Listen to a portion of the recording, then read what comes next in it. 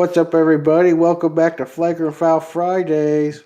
And guess what? If your favorite team is going to the finals, they're actually not. What? Wait, I what are saw you talking something. about? I saw something to say something very controversial at the beginning, and it'll draw people in. Oh, did you ever introduce you and me? Nope. Okay, I'm your co-host Nick, and with me, as usual, Christian. you're the co-host. I'm the host slash co-host. I guess we never really defined, is this a 50-50 deal? Are we both equally the host? Or are we both equally the co-host? Or does it change depending on who does the intro? I guess we could do based off who's doing the intro. So every other week, I'm the host. Everybody. Fair enough. So anyway, today we have some news on college football. We have some rule changes that happened this week, as well as one ball in order. Only one, surprisingly. And we got some combine updates as well as some NBA updates for history and trades. And just stick around and we'll give you all the news. So today our special segment is I Can Name Game. Do you want to go ahead and explain that a little bit? Yes, I'm not really sure what to call this. I went with I can name game because it rhymes, but perhaps I can name challenge would be better. But either way, it's probably something you've seen around YouTube shorts and whatnot. Basically, it's the game where one of us says, I can name something, and then we say a number. So, for example, I can name 5 people taller than LeBron. And then the other person would say, well, I can name 6. And it would go back and forth until the other says, I don't believe that you can actually name that many. And then you have to prove them right or wrong. So it's pretty self-explanatory. I think what we will do is each do 3, so 6 total, and we will score a point if you can either correctly do it or call out the other person for being wrong correctly. And one thing to note is I told Nick not to prep for this, so that way there's no chance of an advantage. And so it should be pretty fair game if it's just basically who can think the best on the spot, I suppose. So do you want to start? Sure. So I didn't think of this until you said I can name 3 players taller than LeBron. So I went, so I just randomly came up with this one because I was struggling with a third one. Okay. Uh, I can name 3 people shorter than Curry. I can name 4. I can name 5. Are we limiting this to NBA? Yes. Okay, I was gonna say, uh, like current players. Yeah. I can name, I can name 6. I can name 7. I don't believe you. All right. So this is active. So I'm gonna go with shoot. Chris Paul is technically active, and I believe he's 6 foot. Yeah, he's 6 foot. I'll look all of these up as you say them. So that's one. Uh, so I'm allowed to have mess ups, right? Or Nope. I can't have any If mess you if ups. you mess up, you're wrong. So I could say like Kyrie Irving, and if he was 6'4", I'm pretty sure he's 6'2" though. Are you saying him? Yeah, I'm gonna say Kyrie. All right, that's 2. Well, according to Google, though, they're the same height, but I'll give it to you. I want to say John Morant, but I have a inkling that he's probably 6'4". Um, but you know what? I'm gonna do a shot in the dark and say John Morant. According to this, he's also 6'2". Oh, Curry's 6'2"? I thought he was 6'3". I thought so too, but I have heard in recent years they've been making him a little shorter because I guess he maybe slightly not lied about his height, but you know what I mean. Oh, so I went about this all wrong. I thought Curry was 6'3" this whole time. Yeah, well, if you name one more player 6'2", I'm gonna say you're out because so that's 3. mm, how about I honestly couldn't name 6. I'm surprised you didn't call me out. I just wanted to make it harder on you. Yuki Kawamara? All right, Does I don't that even think. count even though he's G League? Uh, I'll I'll I'll count it. I don't even need Because to look that one technically up. he's active. I don't know if he's on a two-way deal or not. No, I'll count that. So that's 4. Uh, I want to say, oh, Bronny James, he's active. He's oh no, don't do that. He's 6'2". Don't do He's that. six Don't two. do. I forgot.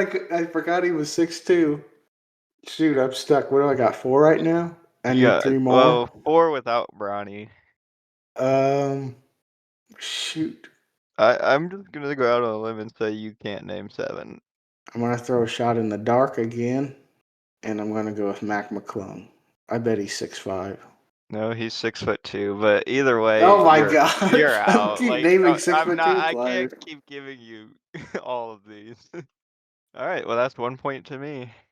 See, the key is to sound confident. That's why I said I can name 6 as if I was confident I thought to you make were counting them to in your make you head. do one more. I know. I wanted you to think that, and in reality, I could only think of Chris Paul.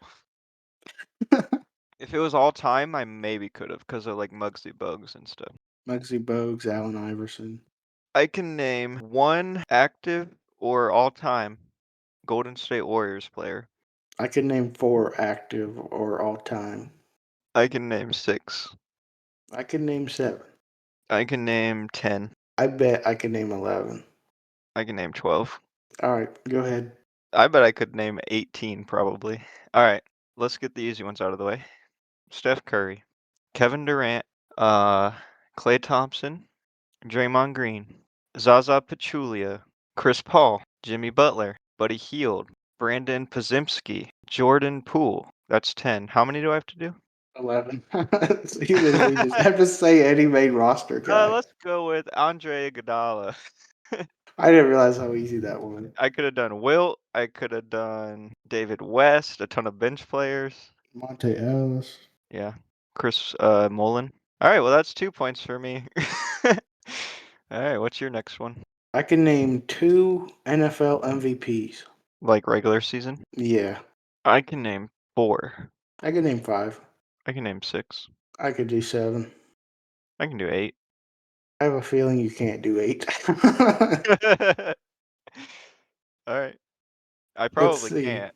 But here's the thing. Most MVPs are quarterbacks. So I Yeah. basically just have to name 8 really good quarterbacks. Should we put a timer on it so you only have like 20 seconds to think about it? Since I took like 30 I'll seconds to think. I'll go pretty quick. All right. All right. So this year was Matthew Stafford. And then let's go.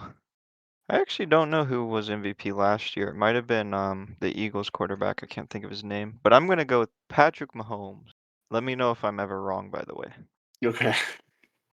Let's go with Tom Brady. Um, Peyton Manning, Aaron Rodgers. Let's go with Joe Montana. You might have to look that one up. I actually don't know. Am I still good? Yep. How many did I have to do? 8? Yeah.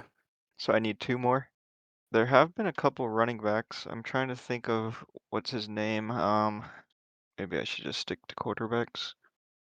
Oh, Lamar Jackson.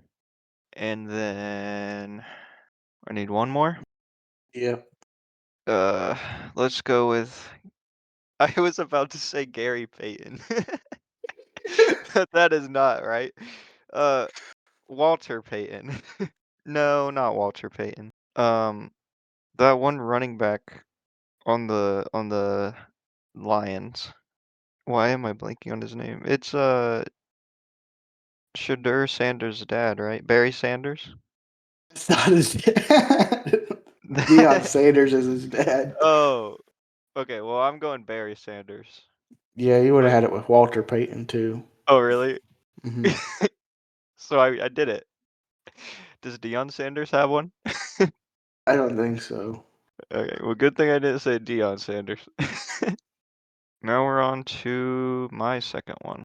We've been doing a lot of NBA and a lot of NFL. Well, Perhaps we've I only should, had 3. well, I know. Perhaps I should change it up and do. I could be really mean and be like, oh, I can name esports players, but no, I won't do that. I can name 1 sports team from Ohio. I can name 3 sports teams from Ohio. I can name 4. Are we going like any sport? Any sport, I can go 5. as long as they're like above high school. You go 5, Hmm. and colleges only. Are we counting colleges? That boosts it up a lot. I don't know. It's your name game. I'm gonna I, say we're I not mean, counting. We're not gonna count colleges. You think you can name 5? I can name 5. I can name 6. I had to think of what 5 you were thinking of. I think there's only 6. Oh, I can name 7. I'm trying to think what sports there are. Oh, I totally forgot about them. Um, I think you can name 7, but I'm really afraid to bump it up more because I can't think of any like G League teams, but there probably is. Uh, I can name 8. I just remembered one. I can name 9. I don't believe you. All right. The Bengals, Yep. the Reds, Oh, I forgot about them. the Guardians, Yep. the Browns, Mhm. the Columbus Blue Jackets, That's the hockey the team. the Columbus Crew, Okay. Toledo Walleye. That's a ECHL team. I didn't think about that. Um, and then the Dayton Dragons. I didn't think about that either. I could have named way more actually. And then what was the other team I was thinking of? Did I say the Columbus Crew? You did. Okay. Bengals, Reds, Guardians, Browns. Um, I was thinking of a G League team, I thought. And then I said the Walleye, the Dragons. Who is that other team I was just thinking of? I already forgot them. There's a couple that are pretty obvious when I tell you. Isn't there a Cincinnati FC? Yeah, I'll give it to you. It's FC Cincinnati. Either way, But I also was close. you could have said the Cavs. That's who I was thinking of. I was really thinking of the Cavs, and I completely forgot Yeah, it about took them. me a while to think about them. I totally forgot about the Reds. But I had pretty much everything you were gonna say. I had like the hockey team. I forgot about Dayton Dragons and everything. That was a good pull for Toledo Walleye and Oh Dayton yes, for Dragons. sure. And then I completely forgot about the Cavs and pulled the FC Cincinnati out of nowhere. Well, you can still tie my score if you get these next two. What's your next one and last? I can name 5 Lakers players all time. Oh my, that's like probably half the NBA. Uh, I can name 8. I can name 12. I can name 14. I can name 15. I can name 16. I can name 17. I can name 18. I can name 19. I don't believe you. All right, so we'll start off with everybody. So we'll, Everybody. we'll go Luca, hmm AD, Yep. and then we'll take a random jump to Steve Nash. We'll go to Kobe, LeBron, Austin Reeves. Trying to think of some active players. Oh, Talon Horton Tucker. He was a bench player a while back. Uh, Rui Hachimura, Dwight Howard twice, Pau Gasol. Who else was a good center for him? Oh, Nick Young. Can't forget him. I could have used him in my Warriors one too. Then we'll go with some obvious ones since I'm blanking. Shaq, Magic, Kareem, Elgin Baylor. I almost said George Gervin, but that's the Spurs. What am I at? 15? Yeah. This is a bit easier than I thought, actually. I'm blanking. J.R. Smith, Rajon Rondo, Julius Randle, and D'Angelo Russell. I don't think you ever said Kobe. Yeah, I did at the beginning. It was at the very Oh. beginning. It was like my 4th one. All right, well, you got it. Fair enough. Yeah, that was easier than I thought. It's just when you don't have time to think about it, you're like, "Oh, is 20 too You're like much?" I don't stressing it don't want to be wrong. All right. Time for my final one. I could have went with bowlers and got an easy one, but I didn't say Jerry West either. I could have taken him. I can name the last 5 NBA champions winners in order. Like from From last 2021 from to from or last 2020. year, 5 years back, whatever that would be. Ooh, that's kind of tough. Who won last year? What? No, I'm just playing. Like, there's no way. um, if I could think about it, I could do the last 10. That would be 2005. No, it'd be Wait. 2015. I'm living in the past, apparently. I can do the last 11. The last 12. I can do the last 13. I don't think what year are we in? I almost said I could do the last 20, but I was thinking way too far back. We're in 2013 currently. I could do the last 15. I don't believe you. All right, so last year was the Thunder. Hang on. Oh, I'm about to I gotta, I, fail. I gotta pull up a list. I'm about to fail. I can't remember when the Nuggets won. I can't remember what year the Nuggets won. Alright, I got the list. What'd you say for last year? The Thunder, Alright. Celtics, You're already wrong. Wait, Nuggets. never mind. You were I right. was gonna say what? This has the loser and the winner, but it Oh, highlights the winner. So it said the Mavericks, and then I was like, wait, the Mavericks never won. Okay, so yeah, Thunder, Celtics, you're good. okay. Thunder, Celtics, and then 23. we're 2023 was the Nuggets, Yep, and then the Warriors, yep, and then the Bucks, yep, and the Lakers, yep, Raptors, yep, Warriors, yep, Cavs, yep, Warriors, yep, Spurs, yep. Heat, Mavericks, Lakers, Celtics. Chuck, you're over 15. Oh, You know, when I'm looking at them, it's like, oh yeah, of course that's what it was. But I don't think I would have been able to get past the Spurs. I've done a lot of Sporkle quizzes over the past like champions. Like I could probably go all the way back to the '90s Well, let's see how far you can go. You were in 2008 Celtics, Celtics. I so think then 2007. who did win in 2007? This is where I blank because I know the Pistons won in there somewhere. I know the Heat won one. I'll give you a hint. Your Snapchat nickname is related to this coach. My Snapchat nickname is related to the coach. What's my Don't you remember Snapchat what I nickname? Oh, named you T on Snap? Assassin. No. I named you something on Snapchat specifically for my account. Oh, how am I supposed to know that? How do you not remember that? I showed you it when I did it, and I added the trophy emojis. Oh, Greg Popovich, Yeah. the Spurs.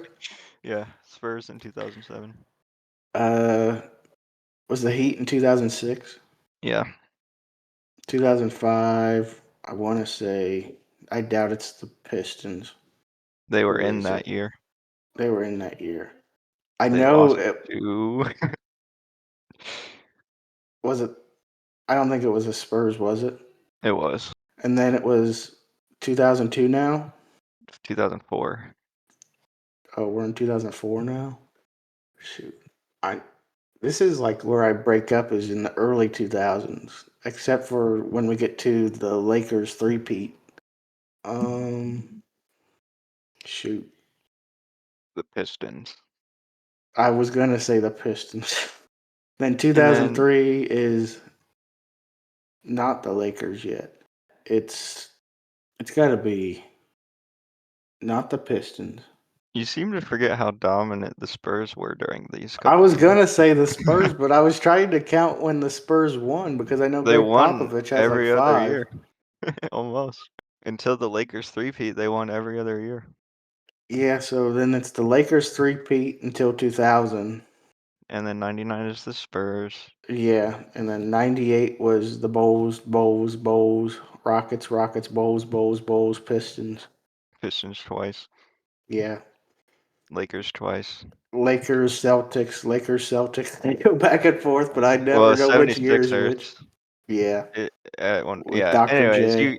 you know quite a bit. Now, now I did this with my brother once, and he forgot about the Bullets winning. Oh Would you yeah, have remembered that? the Washington Bullets. Yeah, No, I do remember the Philadelphia Warriors winning though. The Minneapolis Lakers. So does that mean we tied? Yeah, we did tie. Should we do a tiebreaker? If you want, I don't care. All right, I think I'll pick the first part of the question and you pick the second part. So, for example, I could say I can name Lakers players, and you could say from last year's roster. Okay. Oh, jeez. All right. I can name one NFL team, and you can add something to the end of it. I don't even know what I would add to the end of it. I, I don't I know, c- maybe a color. you can you can name one NFL team that is. Let's make it challenging in the NFC. Oh, I can name two. I Wait, no, can it's name. your turn. I was gonna say I can name two. I can name four. I can name eight. There should be what? 16. I can name nine. I can name 12. The issue is here, I know you're better than me at AFC, NFC differences, but can you do it under pressure? If I say 13, I know you're gonna call me out, so I'm just gonna have to say you don't know 12. All right, so I'm just gonna breeze So through I'm gonna this real pull up the quick. list. Hopefully I don't find a Japanese source like that one. Alright, found it from NFL.com. This should be trustworthy. Alright, go ahead. All right, so from the NFC West, we got the Seahawks, 49ers, Cardinals, Rams. Yep. NFC South, we have the Bucks, Panthers, Falcons, and I'm blanking Saints. NFC North is the Pack, the Bears, the Lions, the Vikings. And then the NFC East is the Cowboys, Giants, Commanders. I'm blanking on the last team. I don't Giants, even know what number you're at. Cowboys, Commanders. I'm on number 15. Well, you're Uh, well over 12 then. yeah, I Dang. feel stupid. I couldn't finish the NFC East. I don't know everyone you said, but I think you forgot the Eagles and the Giants. The Eagles. That's what I was forgetting was the Did you Eagles. say I the said, Giants? yeah, I said the Giants. Well, fair enough. You used my own thing against me. Should have done jersey color. Alright, well, Nick wins. He's a cheater, but it's okay. I'm a cheater. I just did the ball knowledge. Alright, now we're gonna move on to ball and order. Winner. Anyways, so we have one person that committed a crime. Well, This was that a we know of. that we know of, but this is from a while back. So some of you may remember that Jonte Porter was temporarily banned from the NBA for gambling in 2024. Well, now they released that he's banned for life and is awaiting sentencing after pleading guilty to a related federal charge. He is planning to play with the Seattle Superhawks, which is a team in the newly created United States Basketball League. So he pled guilty in July of 2024 in federal court in Brooklyn to one count of conspiracy to commit wire fraud, which is a felony that carries up to 20 years in prison. But Jonte Porter is expected to get between 3 to 4 years when sentenced. For those who don't know, I kind of said this, but he was accused of manipulating his performance and working the gamblers to win prop bets in two games with the Raptors in his 2023-24 season. Investigations found that he personally bet on 13 NBA games in 2024 that he did not play in, which violates the league rules, and won $22,000 off these bets. He tried to petition a federal judge to be allowed to play for a team in Greece, but his request was denied given why he tried to join the new USBL team. Alright, and now we're gonna move on to the college football segment. Actually, we have kind of a lot to cover because there's been a lot of rule changes today. Well, this past week. Arch Manning is out of his boot and is starting to throw again after an off-season procedure on his foot. Manning will be reportedly limited, especially early on this spring, but Steve Sarkisian said he's not concerned and it will give the younger players a chance to get some more work in. Yeah, so hopefully he can get back into shape for the season. I doubt it's that big of an injury if he's able to get back into practice already. So I guess time will tell. I say that too much. So, NCAA coordinator of officials, Steve Shaw, said the number of targeting penalties has slowly declined since 2020 from one in every 4 games to about one in every 7 games last year. He also said there were 117 total targeting fouls enforced last year, and 64 were in the second half, as those players all had to sit out the first half of the next game under proposed trial rule that would only happen if it was the player's second targeting penalty of the season, which we will dig into a little bit later with the rule changes. But I will say, I think that's probably an overall decent change. Now, there comes an instance, I'm sure, where someone is very obviously targeting and then the other player gets hurt or something. And it kind of does feel bad that they won't have to sit out under that circumstance. But I think for the most part, it prevents people being unfairly punished who normally play pretty fair and they just happen to lower their head or something. Hmm. In other news, though, Akron has received a waiver from the NCAA that will allow the football program to be eligible for the football postseason next year. Akron was ineligible last year because of the program's multi-year APR, or academic progress rate score. The waiver includes reestablishing full football practice hours, as Akron only practiced 16 hours last season instead of the normal NCAA allotment of 20. Akron was the first team in more than a decade to be banned from the football postseason for APR issues. So that's like the players' grades and stuff. Yeah. And then I did some research on it. So the minimum APR for Division One sports is 930, which roughly corresponds to a 50% graduation rate. Teams falling below this threshold over a 4 year period may face penalties, including postseason bans, which we saw here, and scholarship losses. How does going to the NFL affect that? I don't think it affects the players. I think it more affects the program. But does that count as not graduating?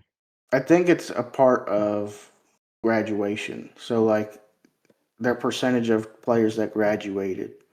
I mean, some people declare for the draft and technically still finish their degree. Yeah.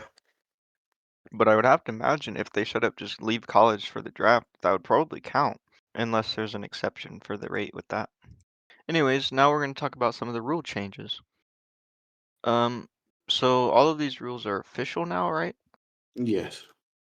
Targeting now has a new change, which we kind of talked about.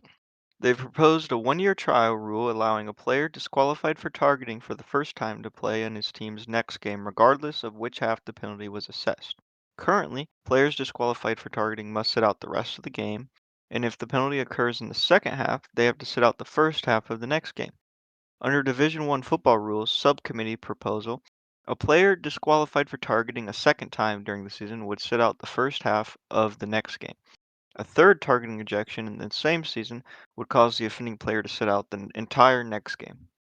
Now, does this have any different rules when it comes playoff time? Because I thought in the playoffs it works different, but maybe I'm misremembering. I believe it's still the same system. At least for, I don't know about currently or this new rule, but currently you still have to sit out. There was actually a rule where you had to sit out. I believe this was a rule. You had to sit out the second half if it happened in the second half in the playoff game. And then the first game of the next season, if that happened to be your last game, the first game of the next season, you would sit out the first half of the first game. Oh, you're right. I was thinking of the second half rule and somehow I confused that with the playoffs. But yeah, no, I think it's the same. You're right. Got some new dress code rules as well. So the subcommittee also proposed that players wear leg coverings from the top of their shoes to the bottom of their pants. Players would have to wear the same covering style and colors for that particular game. Players out of compliance with the rule would have to leave the game for at least one down and correct the issue. A team would receive a warning for the first offense. If a team has a second offense under this proposal, The offending team would be given a 5 yard penalty. Any subsequent violations of the rule would result in a 15-yard penalty. Now, this rule I don't quite get. I don't see the issue with not wearing coverings. Like, if it's a hot day, why can't you Yeah, just have like your bare legs? I understand maybe there's a slight increase in injury, like I guess rug burn, well, grass burn, I guess. But like, this is such a weird rule to me. yeah. I don't know if it has anything to do with because the NFL has a similar rule where players have to wear leg coverings. So I don't know if those correspond or Do you think if it has they. to do with tattoos? It could have to do with tattoos. But it doesn't apply to the arms, does it? No, Hmm. It's kind of odd. no, I'm not really sure. It also just means like the programs with less money, or potentially the players themselves, have to spend money on these leggings or whatever. It's not leggings, but I'm sure pants. that the teams would provide them in the kits because I think they have to be somewhat matching. Still though, that's more money that a smaller school has to pay. The next rule is for the fair catch kicks. Under a proposal, a team could choose to attempt a fair catch kick after a completed or awarded fair catch. The kick would be a field goal place kick with a holder or a drop kick from the spot where the returner caught the ball. The defense would be at least 10 yards from the spot of the kick. If the ensuing kick goes through the uprights, it would be worth 3 points. Subcommittee members believe adding the rule would align Division I rules with those in the NFL and high school football. The rarely used play came up in a 2024 NFL game when the Los Angeles Chargers' Cameron Dicker converted from 57 yards against the Denver Broncos. Now, if the clock hits 0, do they still get the chance?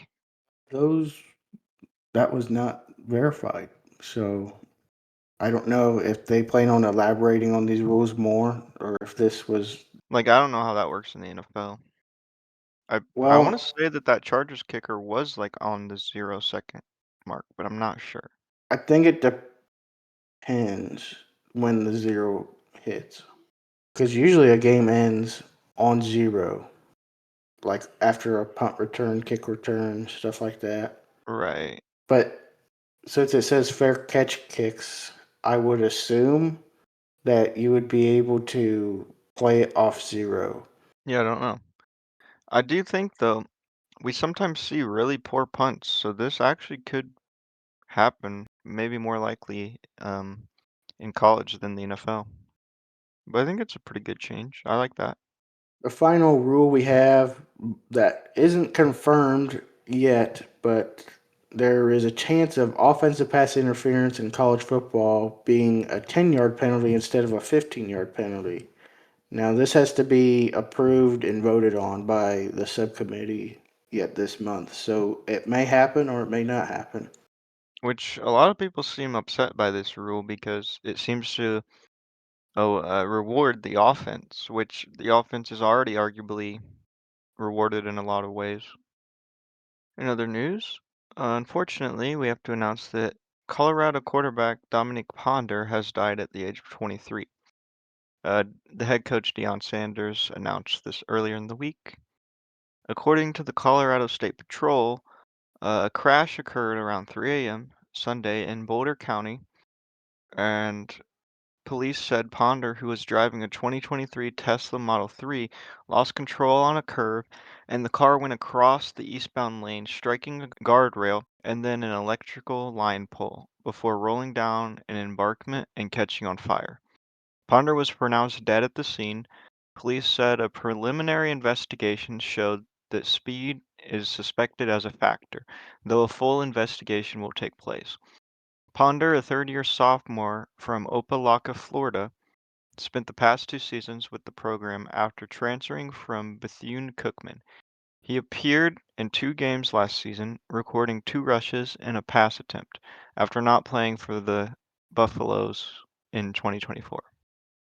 And I did see that Deion Sanders posted something. I think it was a tweet maybe, and it was a I don't remember it off the top of my head, but it was pretty nice, I thought, basically talking about how much he liked this player and everything. Yeah, I saw a lot of players and coaches post about him, so Very sad to hear about that. And I actually got a notification about another passing. So the former Notre Dame coach, he's very well known, Lou Holtz, announced his family announced that he passed today on Wednesday. He was 89 years old, and if you guys didn't know, he led the team to a 1988 national title. And I believe he was like a head of football operations or something, general manager for Notre Dame. Don't quote me on that. We actually talked about him not too long ago in that one higher or lower game, and Ryan Day had beef with him that one year. But yeah, that's definitely a big loss for the Notre Dame community. So we got one coaching update. Mississippi State is finalizing a deal to make longtime coach Philip Montgomery the new wide receivers coach and associate head coach for offense. Montgomery is the former head coach at Tulsa and was most recently the offensive coordinator and then interim coach at Virginia Tech before James Franklin came along and stole the show. He brings SEC experience from the 23 season at Auburn and reached 4 bowl games as Tulsa's head coach. So, potentially a head coaching candidate for Mississippi State in the next couple years. And now we're going to move on to the NFL segment. So, the NFL Combine happened this week, and a lot of people are calling it one of the most athletically gifted, I guess, combines in a long time, maybe ever. So, one example of this was linebacker from Ohio State, Sonny Styles. Now, I didn't know honestly that he was this athletic, but he ran a 40-yard dash of 4.46. This was first among linebackers this year. He had a vertical jump of 43.5 inches. This was first all time among linebackers. Not even just this year, all time. That's crazy. And he had an 11-foot 2 broad jump, which is tied for fourth all time among linebackers. So that's kind of crazy. Yeah, I saw a lot of people surprised at how athletic he was, like you said. Um, Definitely a guy to look out for in the draft.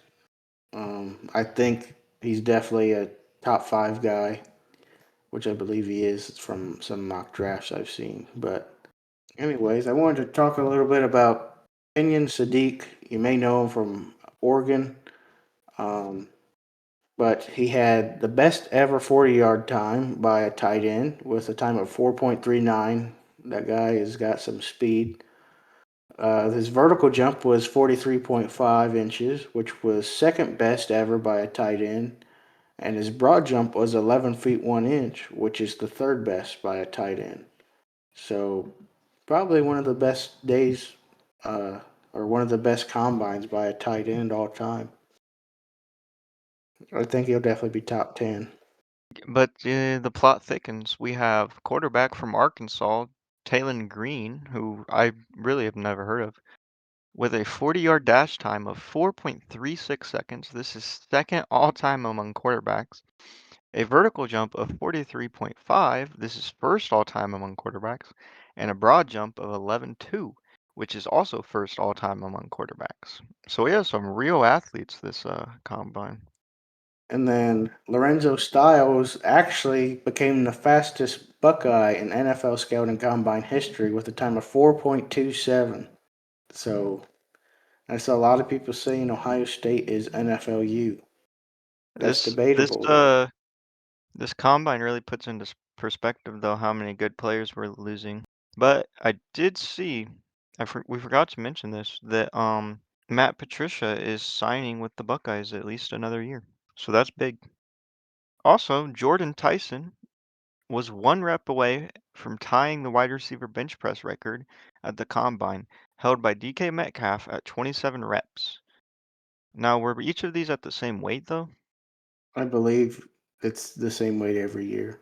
Is it? I thought you can choose like how much weight you want to do. Let me look.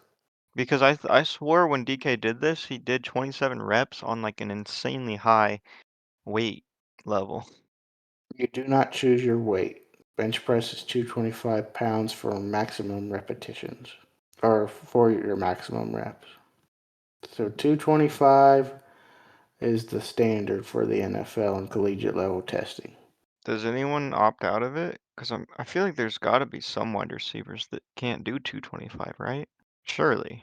Could you do 225? Yes, prospects can opt out of the bench press at the combine, and it has become increasingly common for players to skip this or That any makes sense.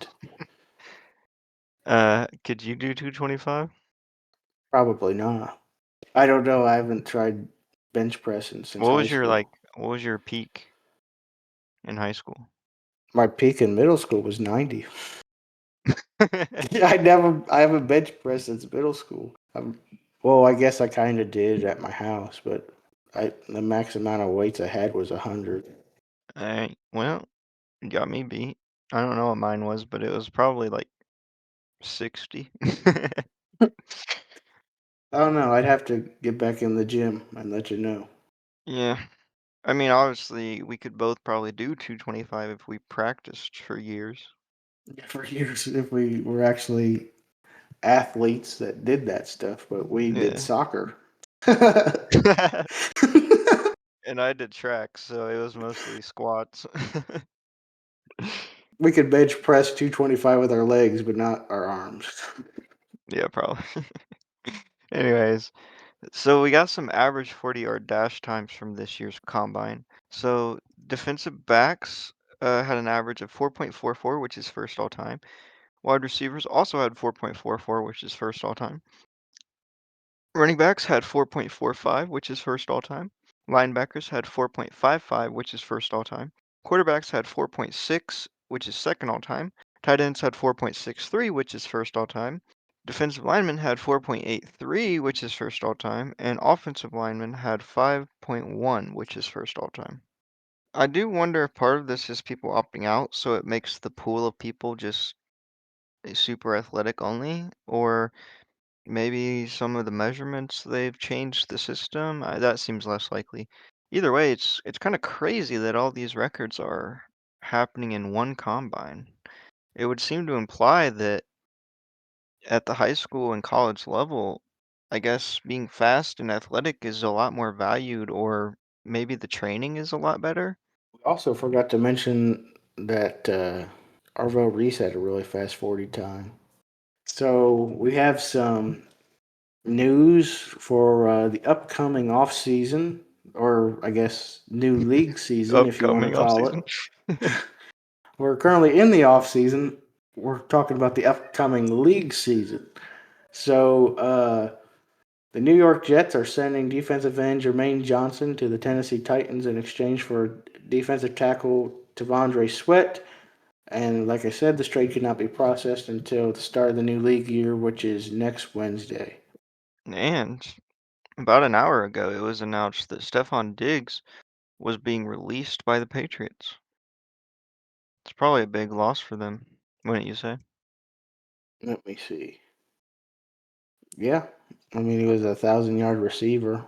He only had 4 touchdowns though, so kind of a slow year for him considering he's had many seasons with 8+ touchdowns, but still a pretty good season.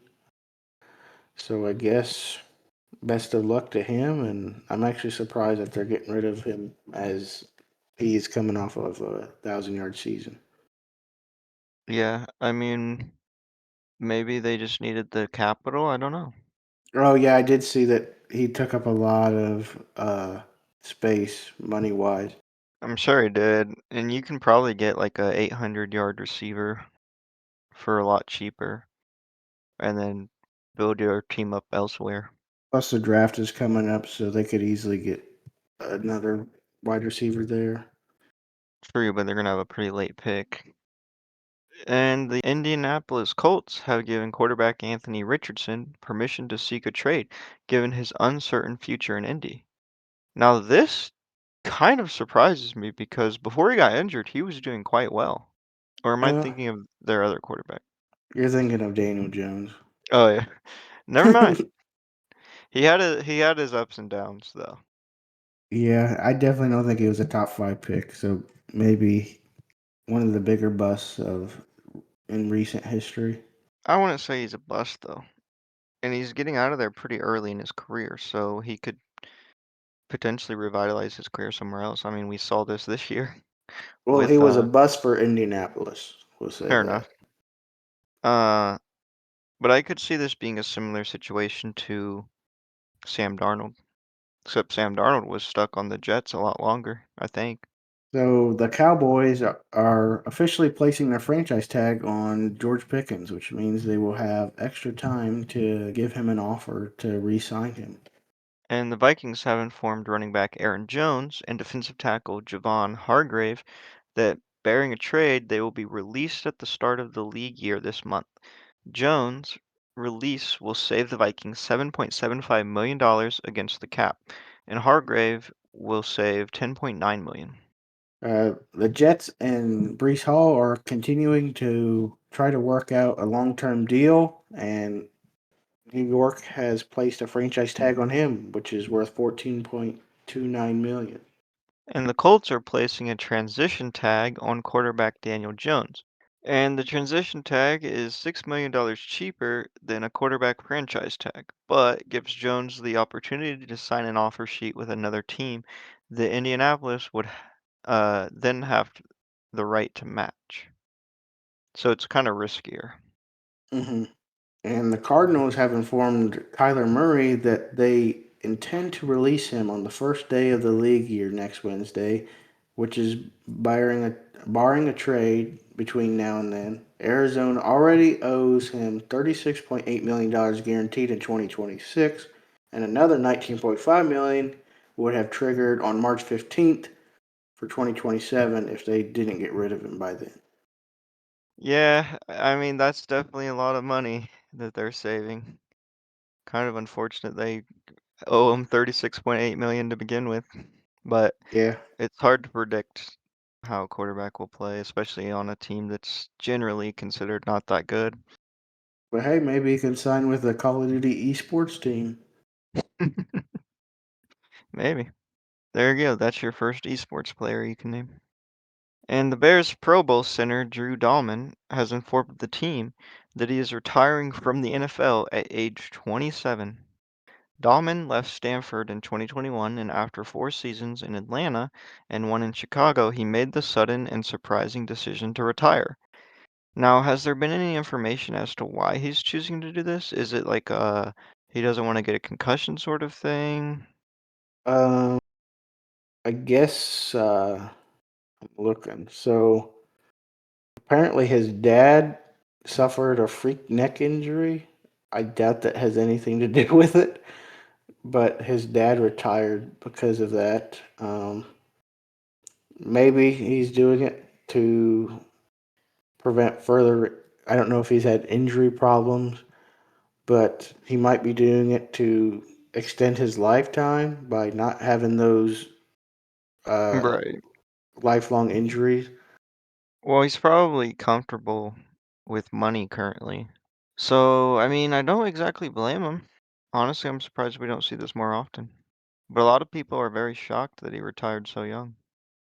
And the Lions traded David Montgomery to the Texans for a fourth round pick and a seventh round pick, and also offensive lineman Juice Scruggs. You think that's a good trade? I think he's worth a little more than a fourth round pick. I mean, he wasn't a bad running back the year before. He was kind of silent last year. Let me look up his Well, stats from last season. he was sharing snaps, wasn't he? Yeah, with Jamar Gibbs, but he still had 700 yards last season on 8 touchdowns. So he's not a bad player overall. If he like 2 years ago when he had more uh, rush attempts, he was averaging 4.5 yards. That's about his career average, actually. He was over 1,000 yard rusher with 13 touchdowns. So he's definitely got the capability of being a star running back for a team. But I guess they thought he wasn't really worth it because they didn't play him how they should have. Could be a steal for the Texans, honestly. And the Cowboys have officially restructured the contracts of Dak Prescott and Tyler Smith, creating $47 million in cap room. They are still expected to restructure CeeDee Lamb's contract to help the additional cap compliancy issues. Earlier today, the Chiefs traded Trent McDuffie, their defensive back, to the Rams for their first, fifth, and sixth round picks of this year's draft and their third round pick of next year's draft. McDuffie is going into his final year of his contract, but is expected to sign a long term deal with the Rams next offseason. The Rams are really all in on this guy. Do you think one defensive back can make the difference that's been preventing them from winning a Super Bowl? I mean, they've had a pretty well rounded team the past few seasons, so I don't really know what their issues are from previous seasons, but I mean, maybe they think it can help them when they have to play, against like Jackson Smith and Jigba and stuff. Because it does seem like their defense is the only thing that you can kind of point at as an issue because they typically lose games like 40 to 38 or something. hmm. Um, yeah, it's just weird to me. Again, I don't know a ton about Trent McDuffie, but this seems like giving up a lot for a cornerback, which I feel like a corner is not typically the position that can like make or break your season. I mean, it can, but I don't know. And lastly, the Chargers have released tight end Will Disley, guard Mekhi Becton, and also waived offensive tackle Savion Washington. And then we have a little bit of coaching updates. Just one. Penn State quarterback coach Trace McSorley, sorry, is set to join the Bills as an offensive assistant. Bills head coach Joe Brady was a graduate assistant at Penn State during McSorley's playing days and worked with McSorley in the Penn State offense. So could be a big pickup for them. I know Trace McSorley was a good quarterback in college and didn't work out so well in the NFL. So now we're going to move on to the NBA segment, and we have actually a lot of history being made this past week. Some of it's bigger than others, but we're going to talk about it nonetheless. So first of all, Tyrese Maxey has passed Allen Iverson against the Heat for the most three-pointers made in 76ers franchise history. I don't think Allen Iverson probably shot that many threes, but it's still cool. I think it's more of a low number because they haven't really had a 3 point merchant on their team. Well, they had Buddy Hield, just not for long. Yeah. Speaking of 3 pointers, Concanoople passed Keegan Murray for the most 3 pointers made by a rookie in NBA history. Keegan Murray's record was 207, and the Hornets still have 18 games left. Wow. The Spurs made history this week. They became the first team in NBA history to go undefeated in an entire month while scoring 110 plus points every game, minimum of 10 games, which is like absolutely insane. However, they later lost to the Knicks on March 1st, ending their 11-game win streak. Well, at least they lost right after the month was over. Maybe if February was not 28 days, they would have won one more. I know the Knicks are a pretty tough team. Wemby also became the first player to ever win Player and Defensive Player of the Month in the same month, which is actually kind of surprising to me because I thought maybe Michael Jordan might have done it before. Yeah, I mean, you would have thought someone would have won it. But I don't know if Player of the Month was always an award, so it could be a kind of new thing. I don't know. In other news, LeBron scored his 1,000th three-pointer of his career. He's second in Lakers history for threes. Behind Kobe Bryant. I figured it was Kobe, but the Lakers have had some decent three-point shooters. I don't think they stay on the team very long, though, I actually saw he's been on the same amount of time as Shaq. So, which is kind of crazy to think about. I still don't really think of him as a Laker. yeah, I don't think of him as a long-time Laker, but he's been there 8 years now. To be honest, I don't know if I think of him as anything, like in terms of teams. He's been on so many like teams, dominating on each one that it kind of just feels like he's LeBron. Like, and you don't have to attach a team to him. Yeah. So James Harden passed Moses Malone for the all-time free throws made list. He's currently in third with 8,532. The only two players ahead of him are Karl Malone with 9,787 and LeBron at 8,810. I bet he passes LeBron. But honestly, this list almost feels like a something you don't want to be top 10 in. I mean, In a unless you're way, like, you are bringing value to your team. Like, you can say, like, "Oh, I've contributed to my team by getting us some extra points." But at the same time, especially in the current state of the NBA, people are gonna call you a free throw merchant. In the current state, yeah, but in a way, it's kind of showing that you're elite at the free throw line, but it also doesn't show the amount of attempts that you've had or what your percentage is. Right. Well, like, I like Karl Malone kind of makes sense to me because he is like a bigger man, so he's gonna probably force those fouls and stuff. But again, you do have to be good enough to make those free throws. I could see a center one day probably like skyrocketing up this list if he's truly kind of physical, but he's actually a really good shooter. Think of like a Shaq that can shoot like Curry, Yeah, which yeah. is a crazy idea, but it seems very plausible in today's NBA because so many people learn to shoot the three now. In other news, Jonathan Kaminga is this isn't really breaking news, but I wanted to point this out that Jonathan Kaminga is going off for the Hawks right now. So he's only averaging 3 more minutes per game than he did on the Warriors, but he nearly doubled his points, increased all of his shooting percentages, as well as his rebounds per game, assists per game, steals per game, and his plus minus rating. Right. However, he's only played 3 games, so it is a small sample size. Um, I don't know what teams he played, but he's also playing in the East, which could have been easier teams. But regardless of that, it's really good to see him kind of revitalize himself. I will say the Warriors probably did underutilize him, but I have seen some really bad playmaking on his part. He likes to kind of play ISO at times, and then he doesn't it to me, it doesn't seem like he's super good at court vision in terms of passing to his teammates. In fact, there's these weird instances where he'll be like doing ISO and then just get the ball stripped. And it's just like very like, what are you doing, you know?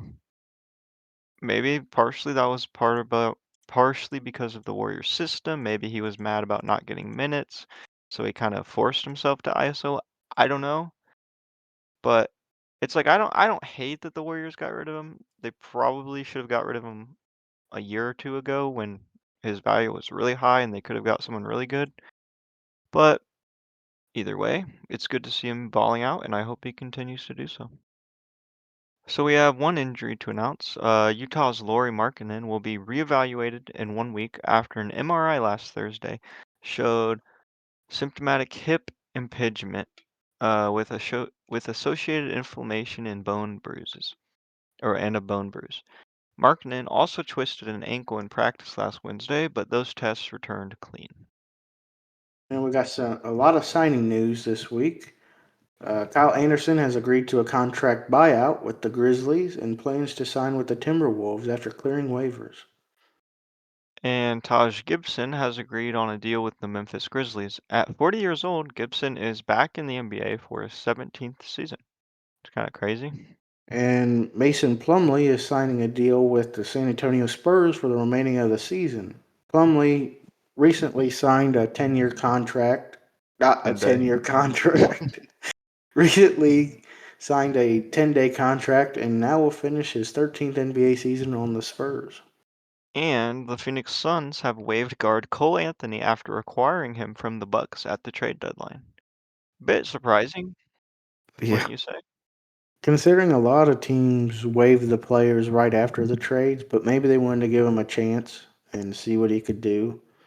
I mean, I get that maybe he's not starter material on their current setup of the team, but he's easily a starter on most teams, I would say. Wouldn't you think? I haven't really looked much I into mean, him I haven't kept up recently. with him. I know he was Yeah. balling out at one point, so I don't know. Maybe he's just not good anymore. He's averaging 6.7 points this season But is he getting minutes? on 15 minutes. Meh. Yeah, fair enough, I guess. And then last season on the Magic, he was averaging 9.4 on 18 minutes. So I feel like he's more of a role player, but I guess that's fair. I feel like I was remember him being very dominant at one point though. When he first entered the league, he was averaging like 16 points a game. Anyways, the Dallas Mavericks are waiving veteran Tyce Jones and are signing two-way guard Ryan Nemhard to a new 2-year deal. Ryan Nimhard is the brother, of course, to Andrew Nemhard. Andrew Nimhard. The Indiana Pacers are signing two-way guard Quentin Jackson three on a new 3-year contract after 3 years on a two-way contract. Golden State Warriors forward Gui, I don't know. Gui Santos has signed a 3-year, $15 million contract extension with the franchise. The deal includes a player option in the 28-29 season. He's been a pretty decent player for them. The Phoenix Suns are signing two-way guard Jamari Boye on a new 2-year contract. Lastly, Tyce Jones agreed to sign with the Denver Nuggets. And that's it for the NBA. Now we're going to talk about our last segment, which is the miscellaneous segment. One thing that's being talked about lately is Miami, Ohio, um, I guess, do they deserve to be in the March Madness tournament? Some people would argue that any team that is ranked should be. Others would argue, well, that's not really how it works in college football, so why should we do it for basketball? Others argue that simply being undefeated, no matter who you play, is enough reason to. Last I saw, they were projected to have about a 40% chance of making March Madness, but I believe this was before they played their last game. So I don't know. What are your thoughts on this situation? Obviously, they haven't played a ton of super good teams, but going undefeated is a pretty significant feat no matter who you play. Last time I heard they were projected to be like an 11 seed. Um, I personally believe that they could be in the bracket.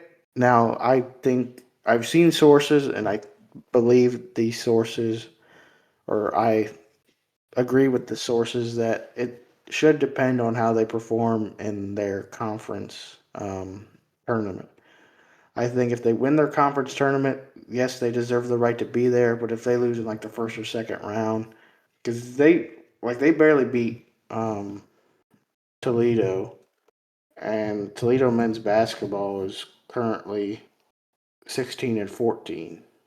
But it was the last game of the season, and I'm sure they were very motivated to try to beat the team that was going undefeated all season. Right, but they played a lot of bad teams that have been close games, so I think it definitely depends on what happens in their. Yeah, I hope they make it, I really do, but I just don't see them getting past maybe they get out of the first round depending who they play, but I don't see them going on a Cinderella run. Yeah, I think that's kind of what they're looking at too. Is how far will they make it? They haven't really played competition.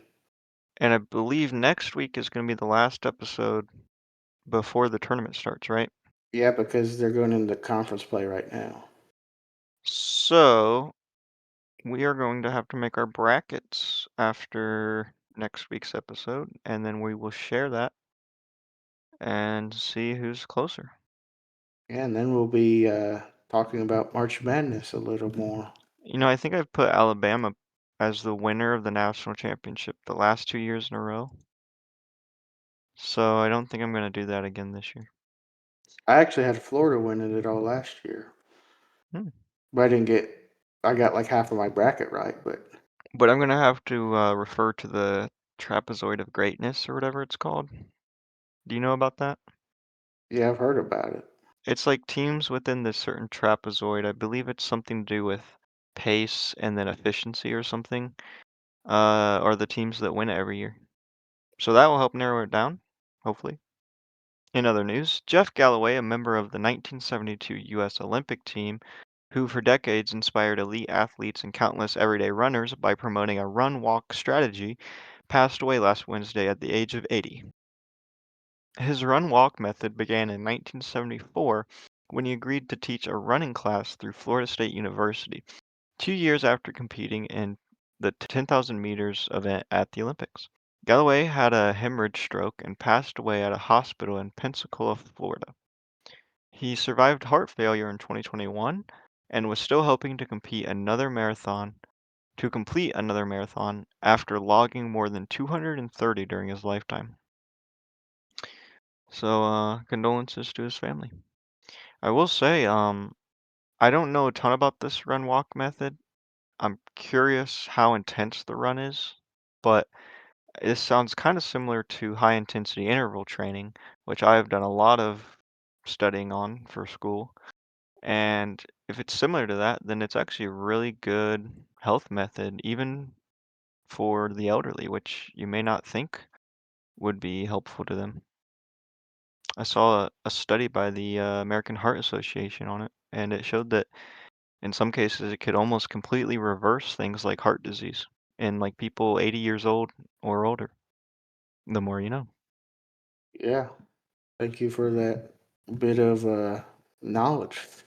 Yeah. Well, hey, if you guys need knowledge, go to Google. But I'm a close second. I'm like Bing. You're like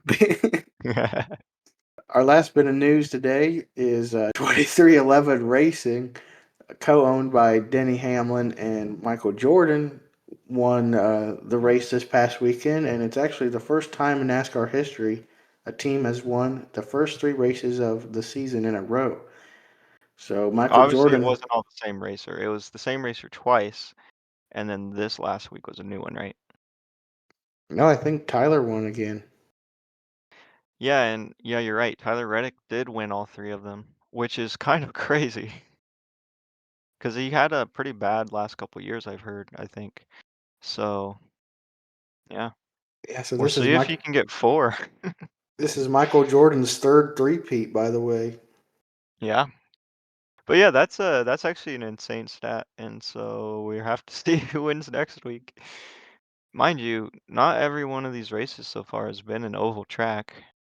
Most people are only good at one form of racing, which is either oval, like short, big, or road course. So I don't know. We'll see if they can keep it up. There's a lot of factors in NASCAR though, that, like crashes that you just can't account for. But we Hmm. will see. Make sure to tune in next week for some updates going into March Madness. Yep. I believe the 18th is the draw, right? Or no, I think it's the 16th, 15th. March Madness brackets come out.